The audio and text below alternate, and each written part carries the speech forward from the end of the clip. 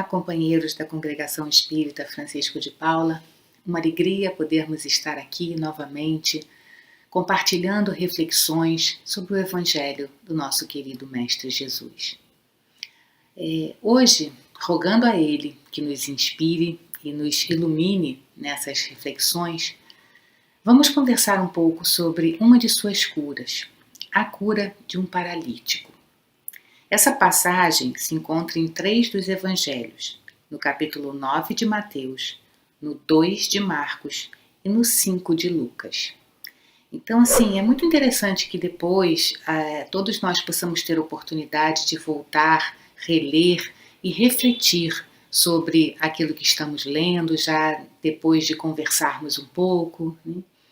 Enfim, vamos lá. Para que todo mundo lembre, é uma passagem pequena, então eu vou ler a parte como está descrita no Evangelho de Marcos e nessa tradução do Novo Testamento do Haroldo Dutra Dias. Depois de alguns dias, entrando novamente em Cafarnaum, ouviu-se que estava em casa. Muitos se reuniram a ponto de não mais haver lugar nem junto à porta. E falava-lhes.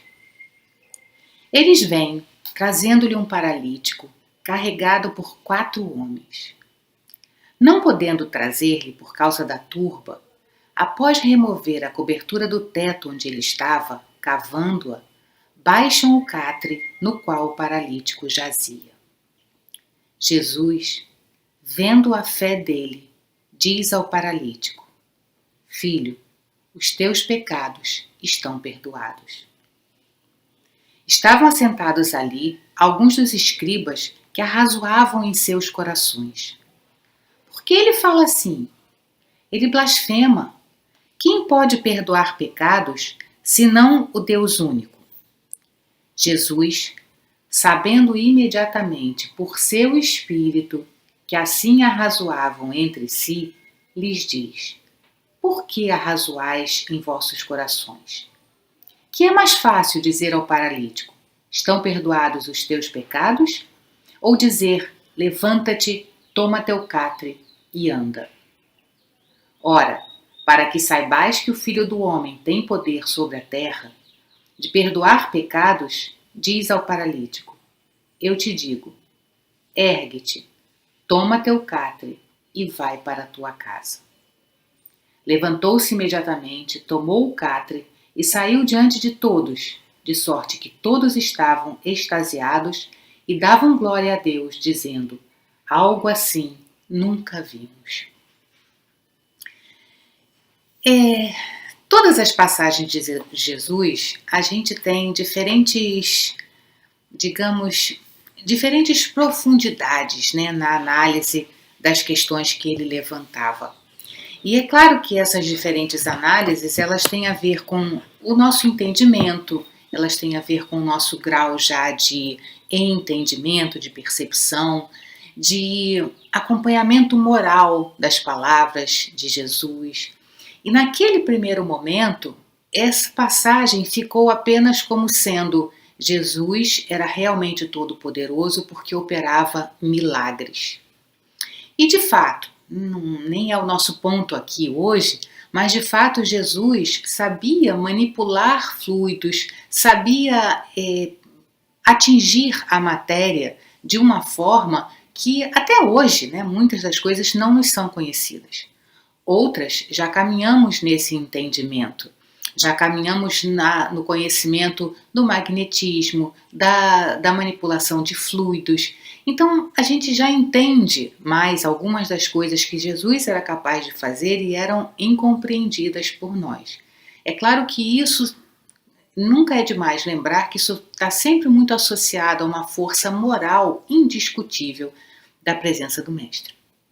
Mas assim, o milagre em si, no sentido de que só ele, né, faria isso a gente já sabe que a gente já modificou o nosso pensamento com relação a isso. O próprio Mestre dizia que seríamos todos capazes de realizar o que ele fazia e muito mais até, mostrando que a lei de progresso está aí para todos nós e que um dia chegaremos a esse estágio de conhecimento e de moralidade que o mestre apresentava.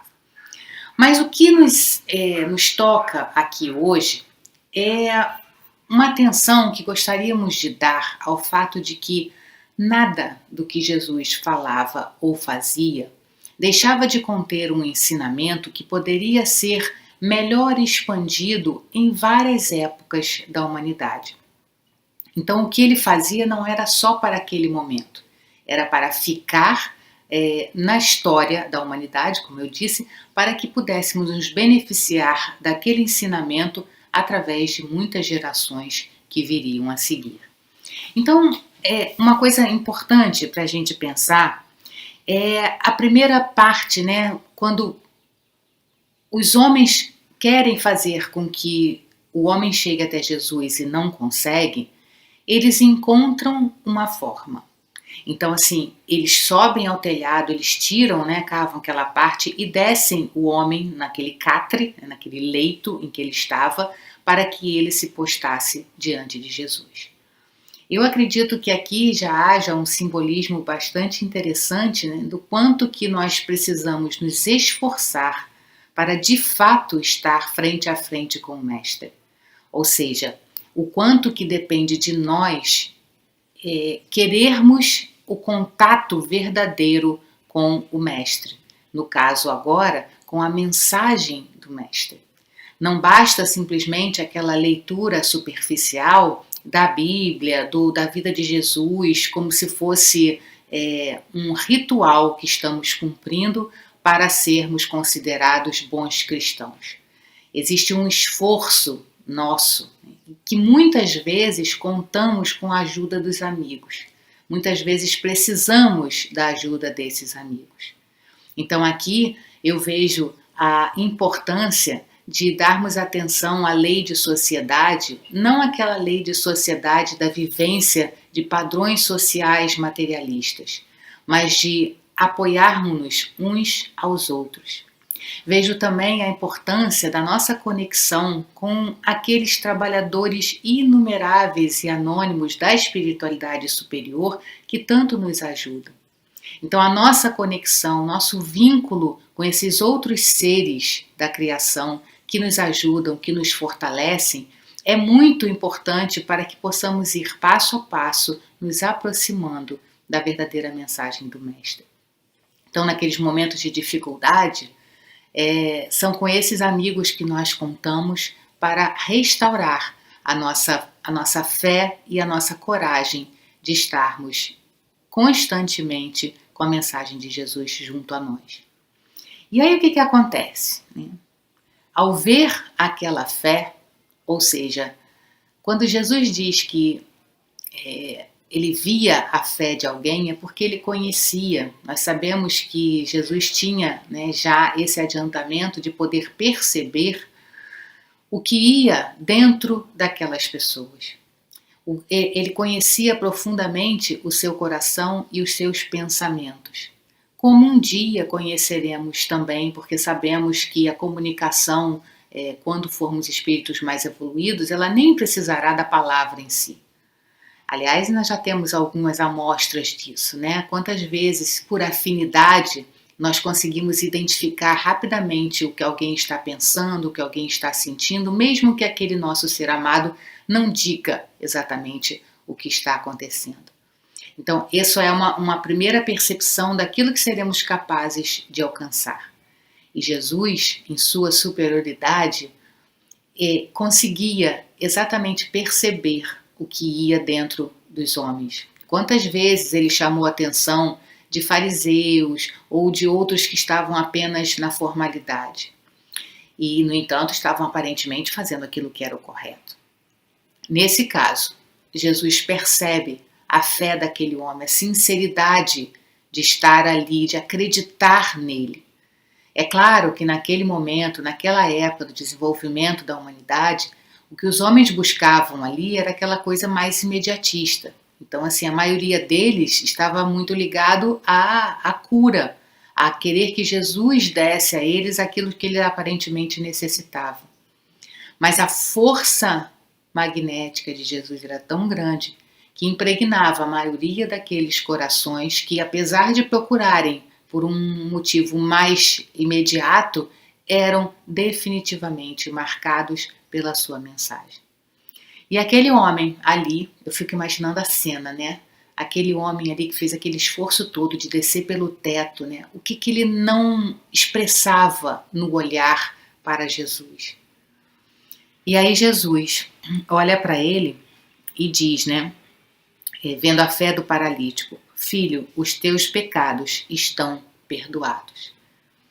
Muito importante que a gente lembre que já estamos em época de renovar o conceito desta palavra. Pecado, naquela época e por muito tempo, e eu diria que até em muitas religiões hoje em dia, pecado é aquela condição da qual não nos livramos, porque seremos eternamente punidos por aquilo que erramos, porque é algo que é inimaginável e que nos mancha para sempre. Pecado é, de fato, um erro do processo de aprendizado. Aliás, eu diria, um erro natural do processo de aprendizado. Muito poucos de nós conseguem aprender uma coisa logo da primeira vez. E mesmo quando aprendemos essa coisa de uma primeira vez, a outra que formos aprender não será assim. Então, o nosso processo de crescimento, ele é feito de acertos e de erros. E esses erros, isso é muito importante, gente, muito importante. A doutrina espírita, Kardec em toda a codificação e depois todos os espíritos que vieram complementar a doutrina espírita, a codificação expressa na doutrina espírita, todos reforçam. Não existe esse pecado fulminante. Todos nós erramos num processo de aprendizado e esses erros, eles não são punidos. O que sofremos, teoricamente, é porque nos vemos diante da mesma situação em que falhamos, sendo convidados agora a refazer aquele desafio para ver se agora a gente já aprendeu, para ver se a gente pode ir para o próximo. Não é uma punição, é uma oportunidade. E é nesse sentido que o sofrimento, ele ganha colorido diferente, né? Ou seja, eu gosto sempre de reforçar aquela imagem, aquele conceito de Joana de Ângeles, quando ela diz que a dor, ela faz parte do nosso processo. A dor entendida como desafio. Porque tudo que nos desafia nos causa aquele desconforto. A isso a gente pode chamar de dor. Porque a gente também já pega essa palavra dor e já sempre associa alguma coisa mais pesada. Mas enfim, entendamos a palavra dor como sendo aquele desafio, aquela dificuldade, se assim quiserem, que eu também não gosto muito dessa palavra, mas assim, aquele momento em que somos chamados a enfrentar algo que ainda não sabemos fazer ou que desconhecemos. Então, isso é a dor.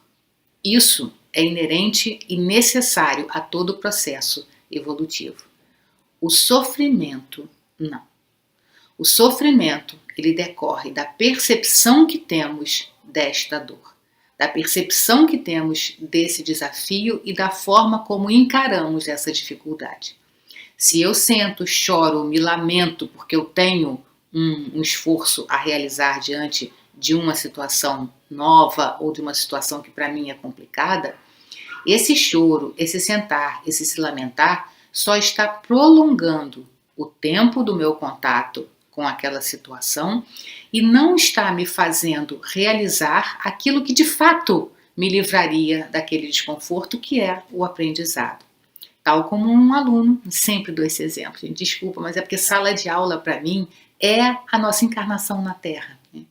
Então, se dois alunos têm um mesmo teste a ser realizado, aquele que pega diz: eu preciso estudar, eu preciso respirar e fazer essa prova. O outro que fica: mas eu queria ir brincar, mas eu queria isso, mas isso é difícil, né? Aquele tempo passa para ele de forma muito mais devagar, muito mais sofrida do que para o outro. E olha que o teste é o mesmo para os dois alunos. Então, assim, quando Jesus diz os seus pecados estão perdoados, é no sentido de que ele estava vendo que aquele homem estava de fato aprendendo alguma coisa com aquela situação que ele vivia. É como dissemos, né? Jesus conseguia penetrar o âmago de todo mundo, e o que talvez não fique registrado, porque os evangelistas não tinham, né, essa percepção. Então, Jesus, ao olhar para aquele homem, ele sabia que a sua vivência estava sendo de forma positiva em relação àquela necessidade. Então, talvez por isso Jesus tenha dito: os seus pecados estão perdoados. Mostrando que o entendimento da necessidade, do erro, que aquele homem tinha dado algum passo de progresso. E aí o que acontece? Aferrados ao conceito do Deus, não é nem justo, né? Porque aquela ideia de justiça era uma ideia meio que de vingança, né? Havia quase que um prazer em dizer que a determinada pessoa estava sendo punida por Deus. E afeitos a isso, a essa visão ainda obscurecida do valor divino, os fariseus dizem, né? Mas como assim? Só Deus pode perdoar os pecados. Porque esperavam aquele milagre de Deus, de que Deus em algum momento interfere na nossa existência. Bem ao contrário desse conceito que alimentamos, de que o que Deus nos dá é esse livre-arbítrio de construirmos o nosso caminho de acordo com os nossos interesses. Claro que com os limites do respeito ao outro, né? Mas isso aí já é um outro estudo. Mas enfim, então o questionamento dos fariseus e dos judeus daquela época que estavam ali questionando Jesus, esse questionamento ele era muito mais voltado a aqueles conhecimentos, né, aqueles conceitos que eles tinham aferrados dentro deles, de que não há necessidade de esforço, né? Porque se a gente pensar, o esforço que eles acreditavam era o esforço de cumprir aqueles rituais que mostravam que eles eram bons judeus, bons religiosos. E aí, se eles isso fizessem, seriam chegados os tempos em que teriam a bênção divina, né, e que seriam abençoados com o perdão e com a vida eterna, né, como eles diziam. E aí a gente percebe que Jesus, da mesma forma como Jesus percebia o que ia por dentro daquele homem, Jesus percebia também o que ia por dentro daqueles homens, dos fariseus e dos judeus que estavam ali questionando. E aí quando ele diz, né, quando os evangelistas dizem que eles, por que arrazoais em vossos corações?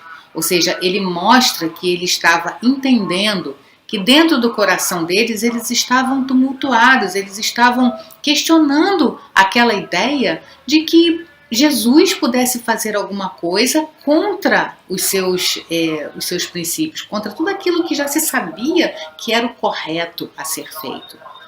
E aí vem aquela parte em que Jesus quer demonstrar que, de fato, ele veio trazer uma mensagem renovada.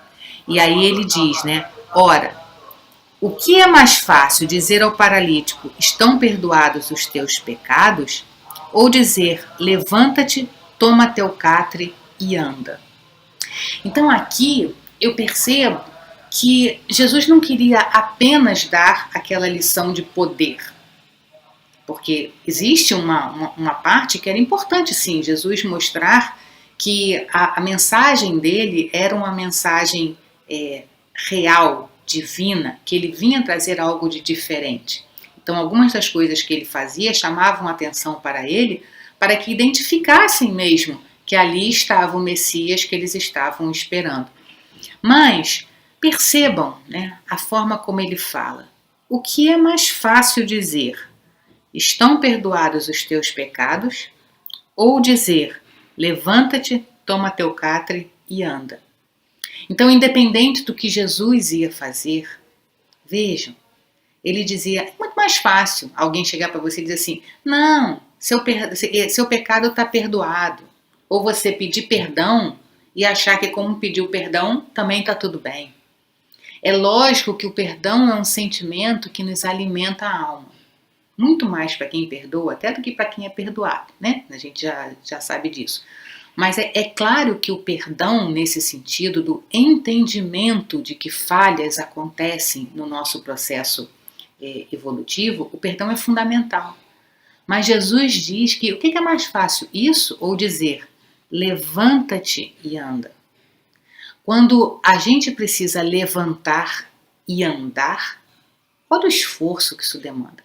Se eu estou caída, levantar já me demanda um determinado esforço. Andar, ou seja, ir para frente. Então é fundamental que eu entenda que quando eu cometo um erro, eu me conecto à divindade naquele sentido de pedir o perdão, no sentido de estar ligado ao fato de que eu preciso me renovar. Porém, eu preciso levantar e andar. Não adianta simplesmente eu cair, ficar chorando e dizer, ai, perdoa, perdoa, eu tenho fé em Deus e aí eu vou ser perdoada. Não, é preciso muito mais esforço, é preciso levantar e andar. Então é isso que a mensagem do Mestre nos ajuda a fazer. É esse paradigma religioso daquela época que Jesus quebra, mas assim com brilhantismo. No sentido de que não basta que estejamos conectados a Deus para que sejamos salvos. O que é preciso fazer é abraçar a renovação do nosso coração, nas nossas atitudes, nos nossos pensamentos, na nossa existência. É preciso esforço, é preciso reconstrução, é preciso recomeço em tudo aquilo que identificarmos que já pecamos. Entre aspas, sempre essa expressão. Então, Jesus diz, ergue-te, toma teu catre e vai para a tua casa. Aqui, gente, eu gostaria de parar para a gente pensar uma coisa, né?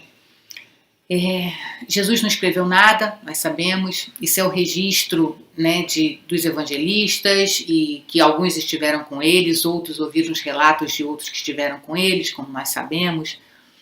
E eu acho que não só Jesus não jogava palavras ao vento, porque era muito consciente da sua missão, do que precisava ser realizado aqui por ele, como também somente aquelas palavras que vinham impregnadas de um significado muito relevante para a posteridade acabavam ficando registradas. Então a gente vê que em todas as descrições, olha que interessante, né? Ele diz, ergue-te, toma teu catre e vai para a tua casa. Por quê? Porque Jesus não podia simplesmente dizer, levanta-te e anda. Mas ele faz o ponto de mandar aquele homem tomar o seu catre, quer dizer, pegar aquele leito onde ele foi carregado até ele e ir para a sua casa. Eu acredito que hoje a gente já consiga identificar um outro significado para essa expressão. Como eu falei, não acredito que Jesus estivesse simplesmente dando uma ordem para ele, tira essa cama daqui para não ficar aqui no caminho e vai embora para tua casa para diminuir o número de gente que está aqui, né? Claro que não era isso. O que era aquele leito daquele homem? Né?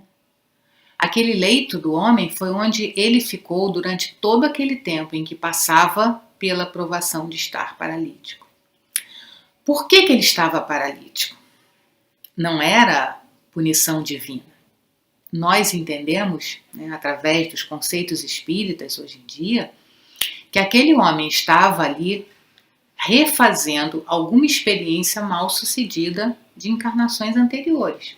Muito provavelmente, né? Claro que a gente não pode simplificar todas as coisas dessa forma, mas como símbolo, a gente entende que ele estava ali vivenciando uma experiência que tinha sido mal sucedida.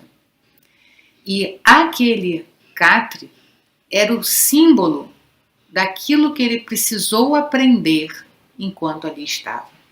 Aquele leito mostrava a ele que toda vez que nós falhamos é preciso refazer. E que esse refazimento, é claro que existe ali aquela dose de dor. Então que nunca nos esqueçamos das experiências que nos fizeram crescer. Não só porque elas são significativas no nosso processo de evolução, como também porque são aquele alerta do que precisamos evitar para que não precisemos refazer experiências do caminho. Então é muito importante, muito significativo quando Jesus diz: toma o teu leito, não te afasta da realidade que trouxe para você um desafio. Porque se a gente se assoberbar, se a gente achar que já consegue tudo, que já domina isso tudo, pode ser que a gente volte para aquele leito. Quantas vezes isso já nos acontece? E mais, Jesus diz: vai para a tua casa. Por quê? O que é a casa? A casa é aquele nosso refúgio mais íntimo. A nossa casa é aquele momento em que não precisamos exercer nenhum papel social. É aquele lugar onde podemos estar mais em contato com o que somos de fato. Então, quando Jesus diz: pega o teu catre, ou seja, contato com essa experiência que te trouxe até aqui, e vai para a tua casa, a minha percepção é de que ele está dizendo: vai para o teu interior, conhece-te a ti mesmo. É a proposta de autodescobrimento que Joana de Ângeles tão brilhantemente nos traz em sua série psicológica. A benfeitora Joana de Ângeles trabalha constantemente a ideia de que não podemos ter culpa, em oposição a essa ideia de pecado. O que ela nos mostra é que precisamos transformar a culpa em responsabilidade. Não é chorar pelo erro, é assumir que o erro faz parte do nosso desenvolvimento, mas que ele precisa, para levar ao desenvolvimento, ele precisa ser abraçado e corrigido por nós. Isso é responsabilidade. Mas só seremos capazes de executar esse processo na medida em que tomarmos como filosofia de vida esse constante processo de internalização, de autoconhecimento, de conhecermos o que de fato somos, o que de fato nos leva a agir e a escolher uma coisa em detrimento da outra. Porque vamos muito na vida, nós vamos de roldão, nós vamos naquilo que aquela coisa que eu digo sempre, que eu detesto a filosofia Zeca Pagodinho, né, coitado, mas é que a música que ele canta, que ele diz: deixa a vida me levar. Não. Esse é um processo natural nosso, a gente está sempre deixando a vida levar. A gente vai fazendo as escolhas que a sociedade, que a família, todo mundo vai nos incutindo o que é o melhor para nós, que o certo é fazer isso, que o certo é fazer aquilo. É muito importante que estejamos constantemente investigando se aquilo é de fato a forma como eu acredito que eu preciso agir, a forma, se as minhas escolhas estão alinhadas com o que eu de fato anseio e não aquilo que a sociedade me fez imaginar que é o esperado de mim.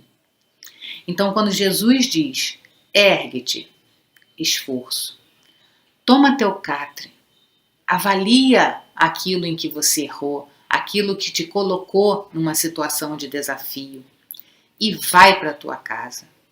Ou seja, pega isso tudo e traz para dentro de si, avaliando, fazendo aquela pergunta que Joana de Ângeles sugere que façamos diante de todo desafio, que é: o que essa experiência quer me ensinar?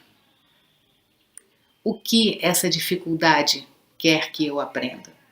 Porque tudo na vida tem um sentido, tudo na vida tem um propósito, e esse propósito é sempre de crescimento.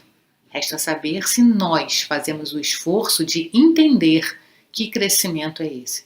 Porque senão terá passado mais uma dor, aí vem outra dor, e aí a gente está constantemente cheio de dores que não necessariamente levaram ao crescimento que poderiam ter levado. Então, quando ele diz, vai para a tua casa, o convite continua. Continua para que entendamos a necessidade da análise daquilo que nos acontece de uma forma mais produtiva. Precisamos ver as dores e as dificuldades não como imposições e punições de Deus aos nossos pecados, mas como enormes oportunidades de refazimento daquilo que ainda não tenhamos aprendido a fazer corretamente. E olha que esse corretamente não é só para satisfazer a Deus.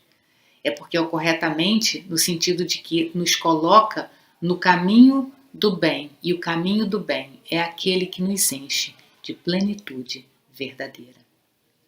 Que Jesus então abençoe os nossos propósitos de sermos melhores.